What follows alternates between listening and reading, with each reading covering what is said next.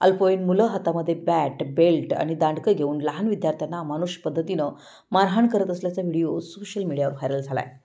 तळसंदेमधील एका निवासी हॉस्टेलमध्ये रॅगिंगचा हा प्रकार उघडकीस आला, त्यामुळे नागरिकांमधून संतप्त प्रतिक्रिया व्यक्त होत आहेत. तळसंदेमधील एका निवासी हॉस्टेलमध्ये अल्पवयीन मुलं लहान विद्यार्थ्यांना रॅगिंग करून मारहाण करत असल्याची घटना व्हायरल व्हिडिओमध्ये समोर आली आहे. हातात बेल्ट, बॅट आणि दांडकं घेऊन मारहाण करण्यात आली. या प्रकारानंतर पालकांसह नागरिकांकडून संतप्त प्रतिक्रिया व्यक्त होत आहेत.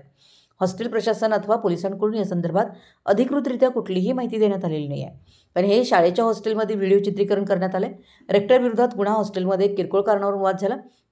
त्या भांडणात आरोपीने दोन्ही मुलांना ताकीद दिली होती. याच भांडणाच्या कारणावरून पीटी परेडवेळी आरोपीने जखमी विद्यार्थ्यास स्टेजवर नेऊन मारहाण केली होती.